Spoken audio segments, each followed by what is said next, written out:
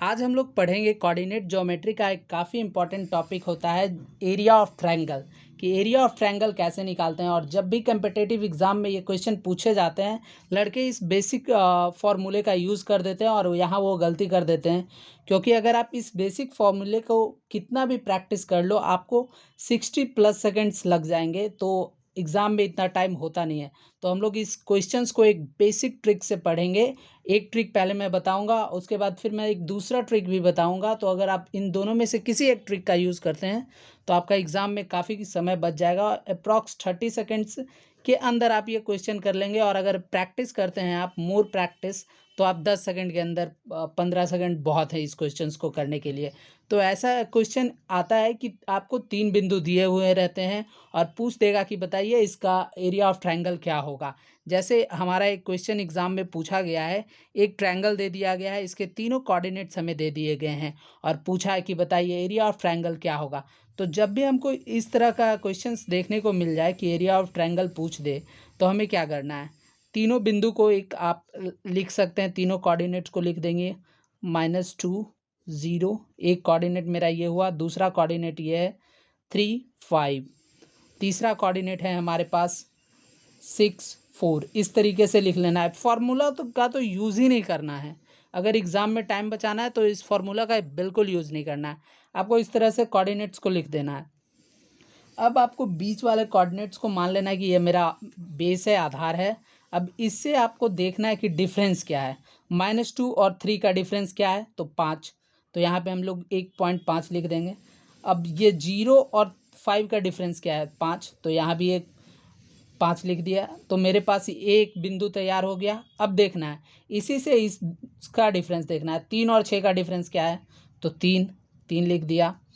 5 और 4 का डिफरेंस क्या है, तो -1। यहाँ से यहाँ जाने पे हमें क्या होगा, तो -1 करना होगा, तो -1 लिख दिया। इस तरीके से मेरे पास 2 बिंदु तैयार हुए। अब आपको देखिए तुरंत एरिया ऑफ ट्रायंगल निकल जाएगा। तो अब आपको देखना है पास वाले से पास वाले को गुना, यानी इस 5 से 3 को मल्टीप्लाई करेंगे तो 3 पचे 15, 15 लिख दिया। अब ये दूर वाले से दूर वाले को गुना, 5 गुने -1 -5, तो -5 यहाँ लिख लिए हम। और बीच में, इन दोनों के बीच में माइनस होता है, भागा 2।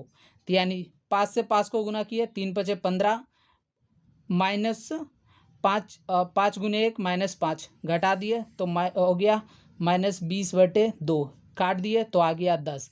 एरिया ऑफ ट्रायंगल हमेशा पॉजिटिव होता है, इसलिए आपका 10 आंसर रेडी हुआ। ये था मेरा ट्रिक 1। ट्रिक 1 था ये। आपको कुछ नहीं करना है, तीनों कोऑर्डिनेट्स को एक लाइन में लिख देना है और फिर बीच वाले से दोनों का डिफरेंस देखना है कितना है। इसका डिफरेंस 5, 0 और 5 का डिफरेंस 5। फिर इससे इसका डिफरेंस देखना है, 3 से 6 जाना है तो +3, 5 से 4 जाना है -1। अब पास वाले को 5 से गुना, बीच में माइनस का साइन दिया, फिर दूर वाले से दूर से गुना, भागा 2 से दिया, एरिया ऑफ ट्रायंगल निकल गया। अब ट्रिक नंबर 2 हम लोग इस क्वेश्चंस में सीखेंगे। हमारे पास एक और ट्रिक है, ये भी ट्रिक नंबर 2 लिख लीजिए। ये भी आपको कुछ सेकंड में क्वेश्चन सॉल्व करके देगा एग्जाम में। जैसे आपको एक त्रिभुज दिया हुआ है, इसके 3 कोऑर्डिनेट्स दे दिए, पूछ दिया बताओ एरिया ऑफ ट्रायंगल ABC क्या होगा। तो आपको देखना है कि ये 3 ट्रायंगल्स, 3 बिंदु हमें दे दिए हैं। हम लोग इसको किस तरीके से लिखेंगे, आपको ध्यान देना है। कहीं किसी एक बिंदु से स्टार्ट करना है। जैसे मैंने बिंदु ए से शुरू किया, तो ए का हमारा कोऑर्डिनेट क्या है, 2 और 3 दिया हुआ है, तो लिखेंगे 2 3। उसके बाद आया ए से आए बी पे, बी हमारा कोऑर्डिनेट है 5 0, लिख दिया। बी के बाद आए सी पे, तो 2 और 4 हमारा ये कोऑर्डिनेट है। अब यहाँ से यहाँ जाएंगे तब हम लोग का ट्रायंगल कंप्लीट होगा। तो फिर सी से ए पे जाएंगे तो ए का कोऑर्डिनेट क्या है, 2 और 3। बस इस तरीके से आपको लिखने आना चाहिए। आपने लिख लिया। अब आपको क्या करना है, बेसिक है, बहुत आसान है। इसको आपको ऐसे मल्टीप्लाई करना है, इससे इसको मल्टीप्लाई, इससे इसको मल्टीप्लाई और इसको इससे मल्टीप्लाई करना है आपको। और फिर इधर से क्रॉस सेक्शन मल्टीप्लाई, इससे इसको, इससे इसको, इससे इसको। और देखिए 1/2 लिखना है। अब देखिए आपका फॉर्मूला यूज़ किए बिना कैसे क्वेश्चंस ईजिली बन रहा है, आप देख सकते हैं। आपको सेकंड्स लगेंगे और ये सारे क्वेश्चन सॉल्व हो जाएंगे। ध्यान देते रहिए। देखिए जब भी आप इधर से इसको गुना करेंगे तो आपको प्लस का सिंबल लेना है। 2 से 0 का मल्टीप्लाई किया 0, बीच में प्लस का साइन देना है। जब भी आप इस डायरेक्शन में गुना करें, इस डायरेक्शन में, तो आपको बीच में प्लस लेना है, और जब इस डायरेक्शन में गुना करेंगे तो बीच में माइनस का साइन सिंबल लेना है। बस यही ध्यान रखना है। तो इधर से इसको 2 से 0 को मल्टीप्लाई किया 0, बीच में प्लस का साइन दिए। 5 से 4 को मल्टीप्लाई किए 20, बीच में प्लस का साइन दिए।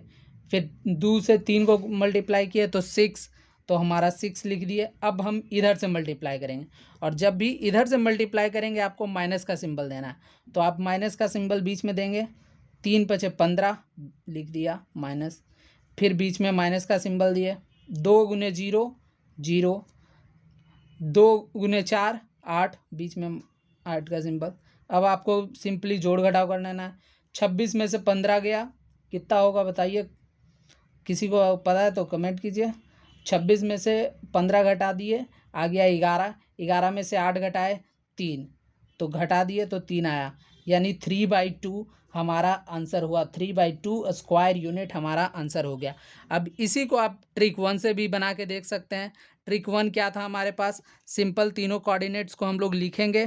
2 3 पहला कोऑर्डिनेट्स, दूसरा कोऑर्डिनेट है, दूसरा बिंदु है हमारे पास 5 और 0, तीसरा बिंदु है 2 और 4। मैंने आपको बताया था इस तरीके से तीनों बिंदुओं को लिख लेना है।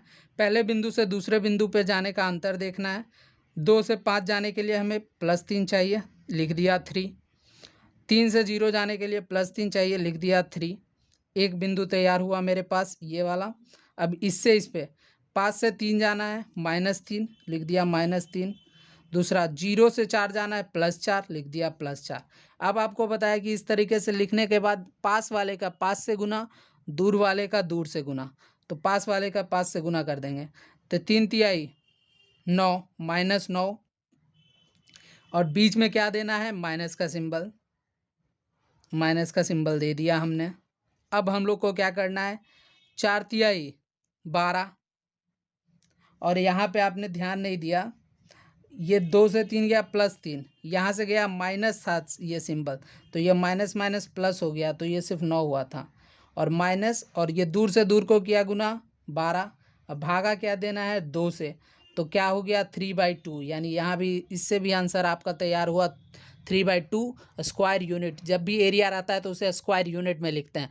तो अगर आपको ये ट्रिक पसंद आया हो, समझ आया हो, तो कमेंट करके बताइए। अगर नहीं भी समझ में आया तो फिर से कमेंट कीजिए, मैं नेक्स्ट वीडियो लेकर आऊँगा और फिर से समझाऊँगा। अब आपको ये इसका आंसर कमेंट करके बताना है कि क्या होगा। किसी भी एक ट्रिक्स का यूज़ करिए, पर फार्मूला का यूज़ मत कीजिए। तो मिलते हैं नेक्स्ट वीडियो के साथ एक बेहतरीन टॉपिक के